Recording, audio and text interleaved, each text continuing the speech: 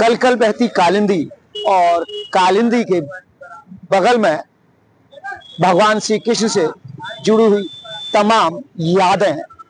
इसको समझने के लिए, युवा पीढ़ी को अवगत कराने के लिए और विदेशी सैलानी जब ताज के दीदार के लिए आगरा में पहुंचते हैं तो उनको इस संस्कृति, भगवान श्री कृष्ण के कल्चर को, भगवान श्री कृष्ण की गाथाओं को अवगत कराने के लिए आप मेरे पीछे देख रहे हैं लड्डू गोपाल की मूर्ति। जी हाँ, लड्डू गोपाल की मूर्ति लगभग 30 फुट ऊंची बनाई गई है और यह एक ऐसी प्रतिमूर्ति बनाई है नगर निगम के द्वारा जो हम लोग सोचते हैं कि कबाड़ हो चुका है।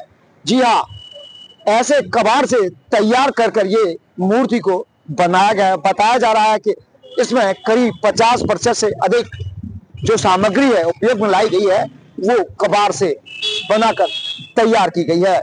और इस विशालकाय आकृति, भगवान श्री कृष्ण के लड्डू गोपाल की इस आकृति को देखकर यहाँ पर हर कोई दंग है। आप मेरे पीछे देख सकते हैं कि यहाँ पर आने जाने वाले लोग यहाँ पर गाड़ी को रोकते हैं और प्रभु के दर्शन कर रहे हैं।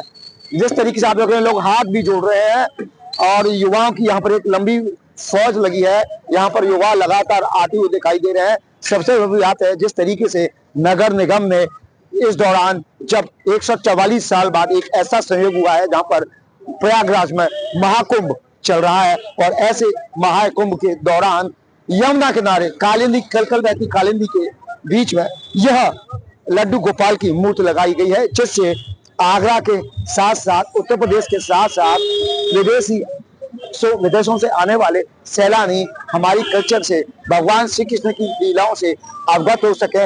इसके लिए ये 30 फुट की ऊंचाई वाली प्रतिमूर्ति बनाई गई जो अपने आप को मोहित करते हुए दिखाई दे रहे। जिस तरीके से उनका नाम मोहन है वो इसके अंदर अलौकिक रूप से दिखाई दे रहा है। तो स्थानीय विधायक पुरुषोत्तम खंडेलवाल ने कहा कि ये अकेली ऐसी मूर्ति नहीं है, इस तरह की तमाम अन्य मूर्तियों भी आगरा के आसपास बनाई जा रही हैं, जिससे हमारे युवाओं के साथ साथ यहाँ पे देशी और विदेशी जो सैलानी आते हैं वो हमारे प्रभु श्री कृष्ण के चरित्र से, उनकी गाथाओं से, उनकी पौराणिक कथाओं से अवगत हो सके। सबकी बात है इस समय हम आगरा जो है ब्रज भूमि का एक बड़ा अभिन्न हिस्सा है और यहीं पर वो लीलाएं करा करते थे और इस लीला घर की इस सरजमी पर जब उनकी इस तरीके के चरित्र की प्रतिमूर्तियां नहीं होंगी तो यहाँ पर विदेशी जो हमारे सैलानी आते हैं, जो हमारी युवा पीढ़ी है, जो हमारे नौनिहाल है,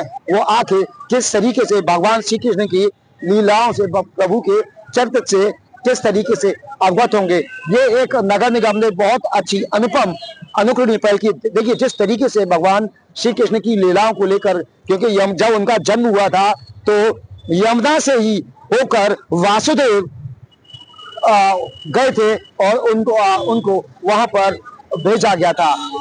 जेल में ही उनका जन्म हुआ और इस तरीके से उनकी ये पूरी की पूरी गाथा यहाँ पर सचित्र बताई गई है।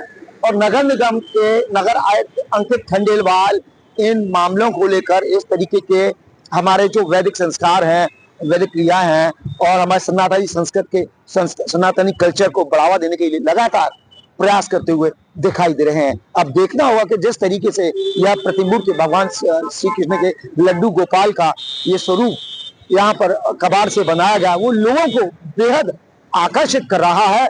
इसके साथ ही जो यहाँ के जनप्रतिनिधि हैं वो भी नगर निगम की इस प्रयास को भूरि भूरि प्रशंसा कर रहे हैं। प्रदीप रावत, उत्तर प्रदेश टाइम्स, आगरा।